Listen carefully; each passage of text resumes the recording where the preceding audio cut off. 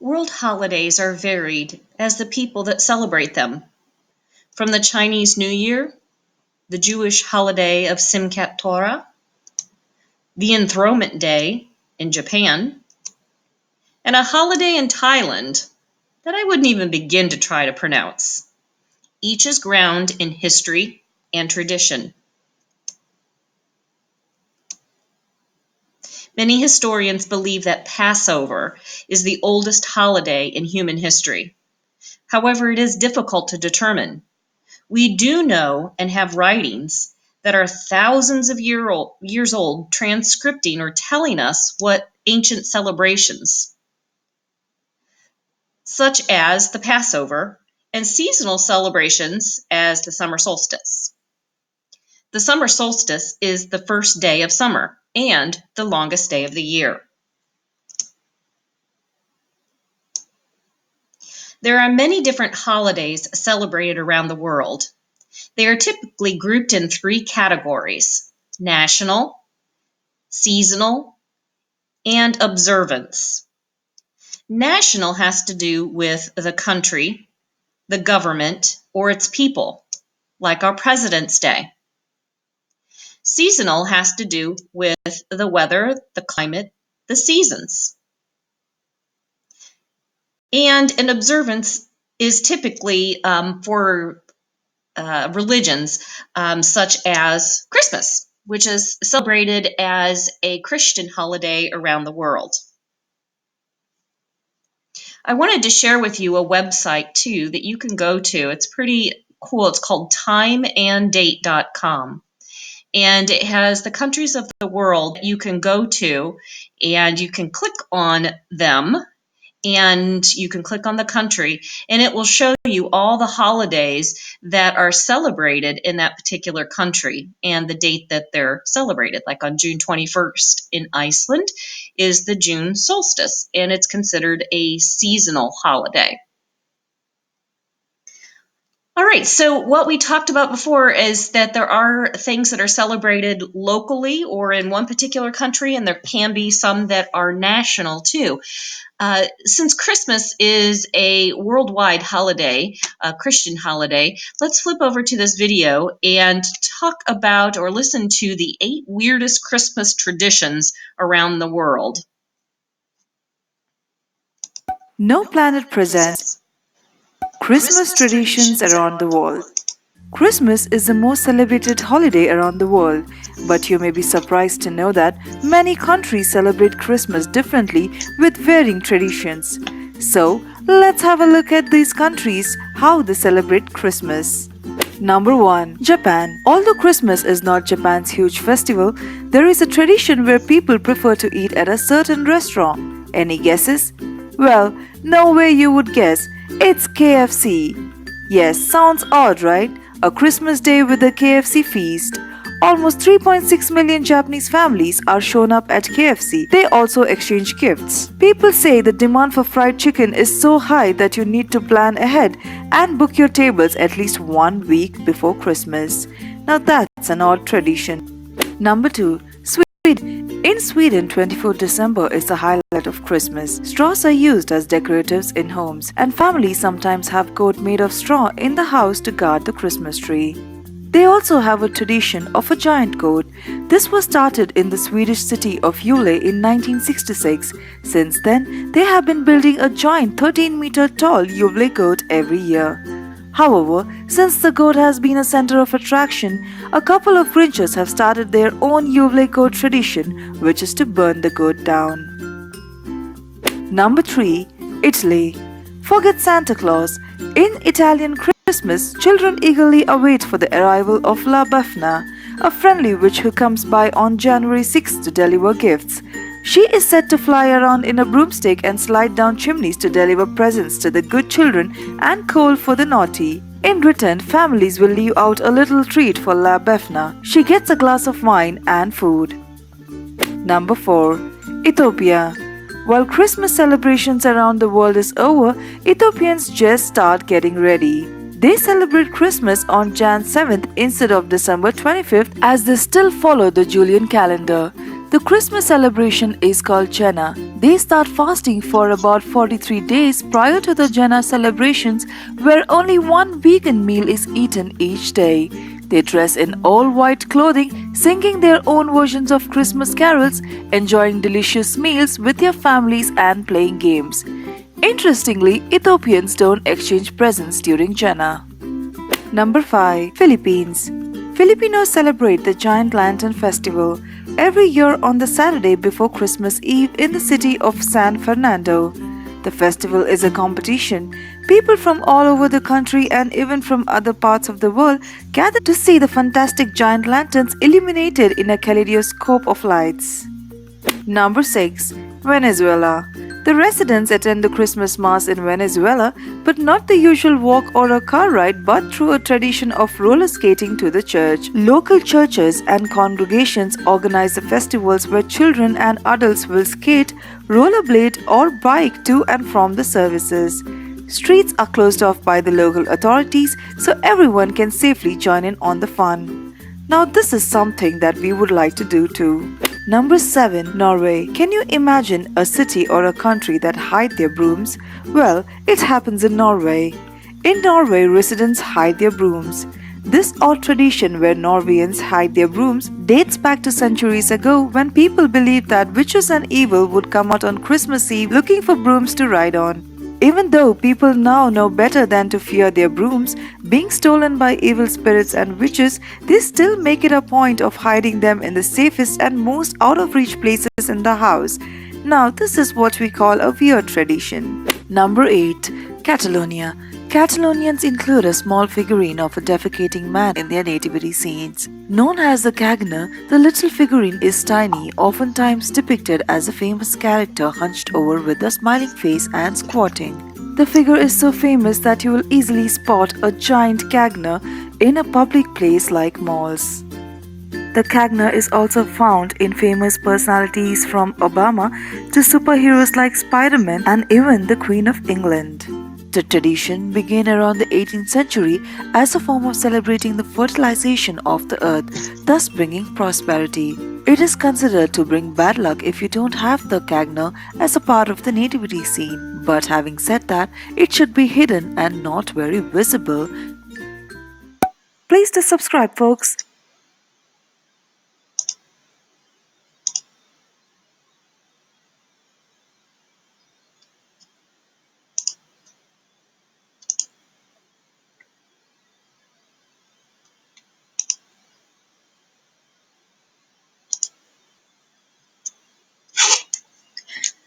So that last tradition was a little odd, wasn't it?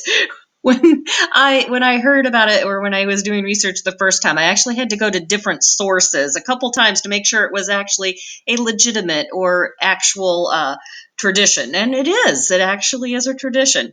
So let's look at another tradition that we have, or another celebration that we have, that everyone has birthdays.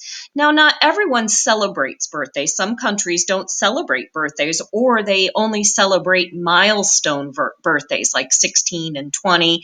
And there are some religions that don't celebrate birthdays, like Jehovah's Witnesses. But for the most part, everyone kind of has different birthday celebrations. In the US, we have birthday cake and candles. So while blowing out candles and singing the birthday songs is common in the US, there are many, many other birthday traditions throughout the world. So cake and candles might not necessarily be what other countries do. So let's watch a video by Little Fox that tells us about birthdays around the world.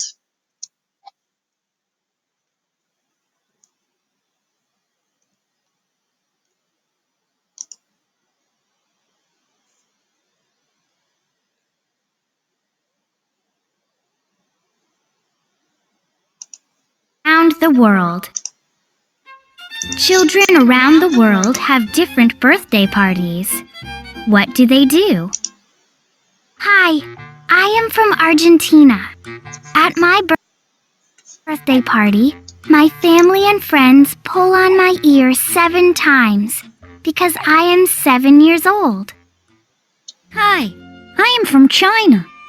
At my birthday party, My family and friends eat noodles together and wish me a long life. Hi, I am from Denmark. At my birthday party, my cake is decorated with the Danish flag. Hi, I am from England. For my birthday party, my mother bakes a cake with coins in it. If I find a coin in my piece, I will grow up to be rich. Hi, I am from India. On my birthday, I wear a colorful dress to school. My best friend gives out chocolates to my friends. Hi, I am from Israel. At my birthday party, the grown-ups lift me up into the air and put me back down again. Hi, I am from Korea. At my birthday party, my mother serves seaweed soup and rice cakes. My family and friends all eat together. Hi, I am from Mexico. At my birthday party, I wear a blindfold and hit a piñata until it breaks open. Then, we all share the candy inside. Hi, I am from the Philippines. Before my birthday party, I go to church with my family to pray. Hi, I am from the United States. At my birthday party, I make a wish and blow out the candles on my birthday cake. If I blow them all out, my wish will come true.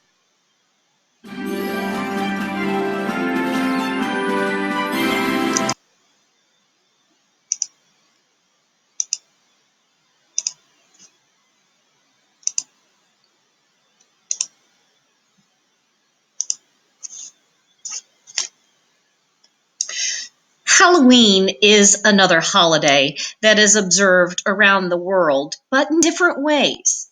This is a traditional holiday that began in Ireland with the Celtic culture. Let's watch a video by the History Channel that explains how Halloween evolved.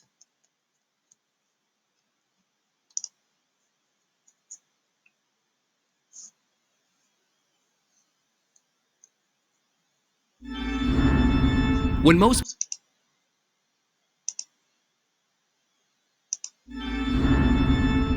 people think of Halloween, they think of trick-or-treating, parades, bobbing for apples, and other family-friendly activities. But bet you didn't know the true story behind the ancient origins of Halloween. It all goes back some 2,000 years to the ancient Celtic festival known as Samhain, celebrated on November 1st.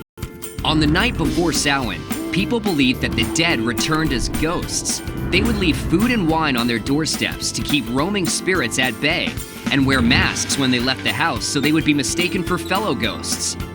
The Christian church turned Samhain into All Saints' Day, or All Hallows, in the 8th century. The night before became All Hallows' Eve, later shortened to Halloween. You've heard of trick-or-treating on Halloween, but what about souling or guising? All three of these traditions originated in medieval Britain.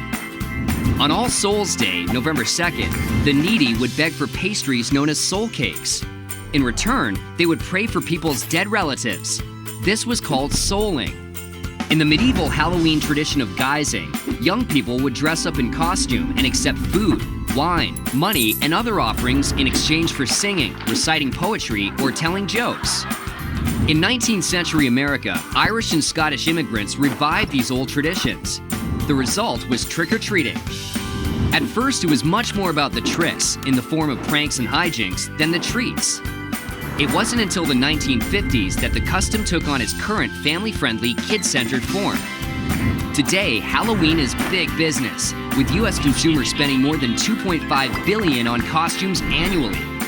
Add in the candy, and it's estimated that Americans spend up to $6 billion on Halloween each year, making it the second most commercial holiday after Christmas. So whether you're a fan of tricks, treats, or trivia, there's a bit of Halloween history.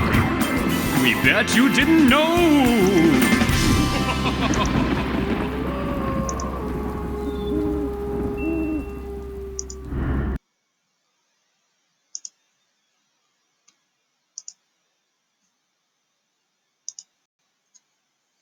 Many people get the Day of the Dead and Halloween mixed up. However, they are not related other than the time of year they are observed. To wrap up our lesson on holidays that are part of culture, let's watch a video from Now This News that explains what the Mexican Day of the Dead holiday is.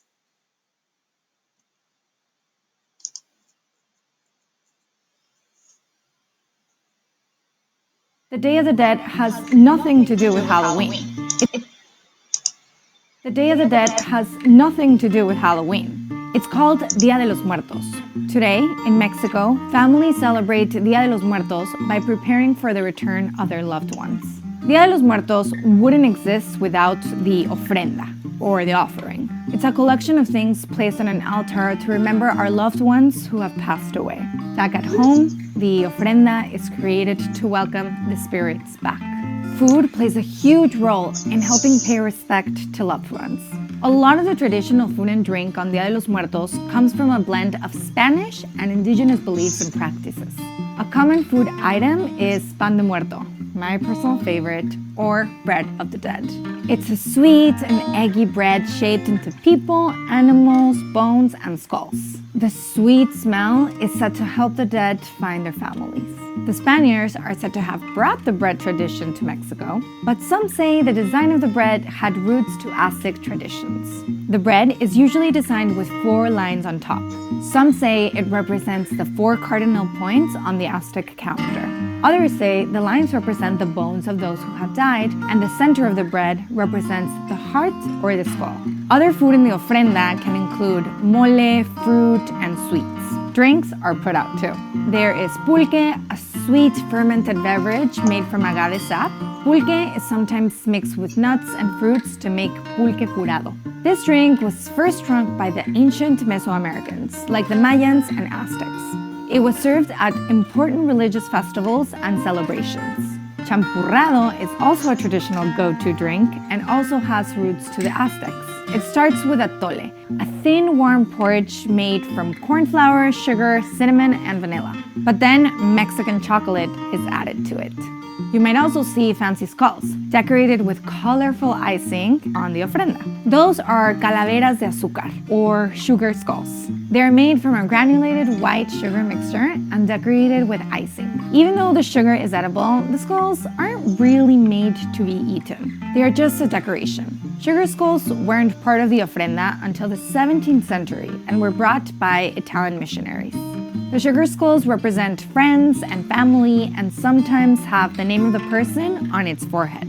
Every ofrenda is different and specialized for each family member, but 4 important elements are needed: water, wind, fire, and earth. Water is given to quench the spirit's thirst after their long journey. Candles represent the fire. Punched paper, called papel picado, represents the wind, and the food represents the earth. All of these things make sure the dead will have everything they need for their journey back.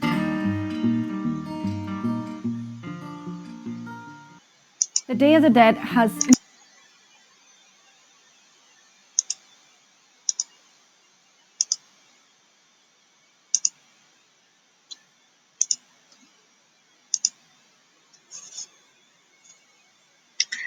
All right, it's quiz time. So we've wrapped up our lesson that went along with our unit on cultures. This specifically are holidays around the world. So it's time to go back to your agenda, click on the lesson quiz, not the worksheet quiz, but the lesson quiz, and see if you paid attention enough to be able to get a good grade on that quiz. Good luck.